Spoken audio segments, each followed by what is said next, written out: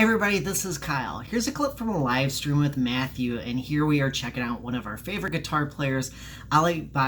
And this is something that commenters on videos on my channel asked me to check him out playing Gedabrul blues. Hopefully I'm saying that pretty close to correctly. I'm always bad at that stuff. So this is really cool to hear Alip just get down with it and play some blues guitar.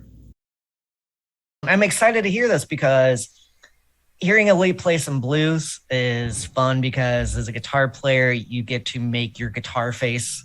You get to, bend some notes. You get to put in a little flavor. You get to, get spicy with your 6 strings and have a little fun as you play. So excited to see what he does with this one. Yeah.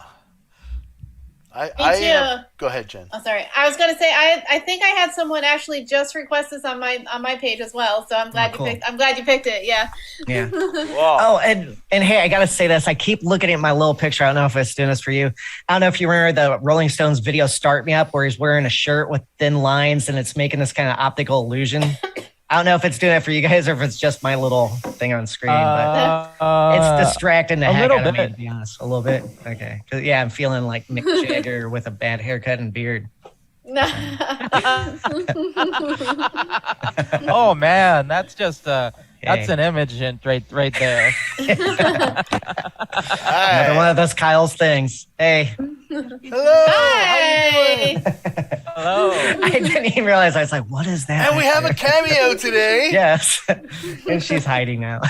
That's funny. Hey, I'll take a cameo. That's cool.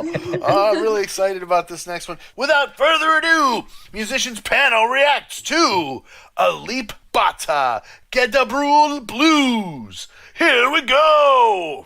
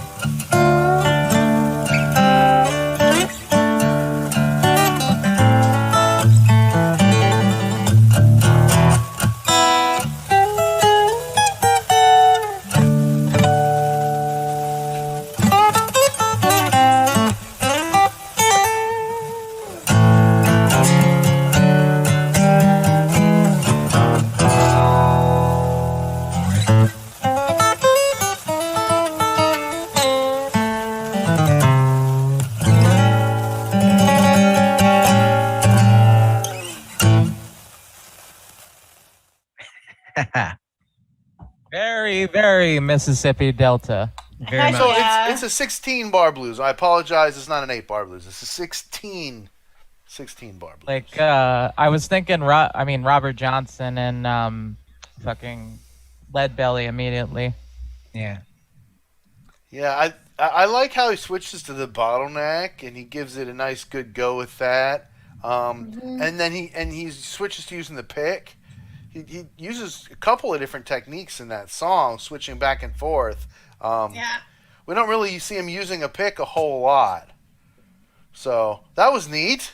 Yeah, I thought it was Yeah. cool to hear some kind of different style. Like instead of just thinking, hey, I'm just going to hit those pentatonic bends. And people don't know music. Usually a scale has like 7 notes. Take a couple out, makes it easier to not mess up as much. And on a scale or on a guitar, it's called a blues box because it kind of makes a rectangular shape, for lack of a better description. But anyway, instead of just thinking, oh, hey, I'm going to stick to that blues box, bend some notes, make some guitar faces, he did some different, almost kind of folky blues runs than the chicken picking. And of course, with the, hitting the double stops with the slide was really cool.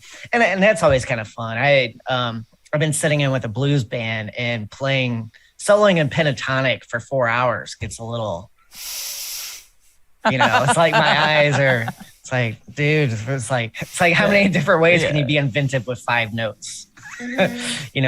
But so like, even though this was a shorter video for him, it was cool to hear some variety, and that lets me know, he's having fun, he's playing around. And when I hear musicians do that, it really gives me a lot more to appreciate than it's like, oh, I can play this arrangement, I can play this.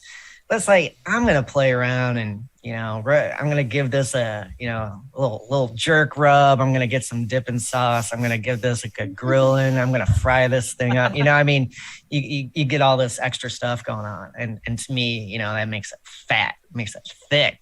Yeah. Yeah. I love the With sorry. 3 C's. Yeah. Our 5 Qs. Yeah. Yeah. What's that, Jennifer? I was just gonna say I love the runs he was doing. I was just watching his fingers during that, and I was like, "Oh my god, again!" Because he's just amazing. I was just like, and then I was trying to think of what I could do on saxophone over it, to collab maybe in the future. But that was so cool. It was just really awesome to listen to. Mm-hmm. Yeah, there's the way I collaborated with it was just like long, drawn out notes. Yeah. Generally avoiding the root of the chord because he was always covering it, so I didn't need to do it. And so I would just kind of just play long notes with a nice tone, and then every once in a while fill in a crack. But there really weren't that many cracks. So I really didn't play that much, not as much as you would think anyway. I have to say Phil McCracken, right? Yeah. Phil McCracken. I could not resist. Sorry. Yeah. I mean, he used to be a buddy of mine, but I stopped talking to him. Yeah. I stopped talking to Phil. Phil. Now I just hang out with his sister, MT McCracken. Oh my god. All right.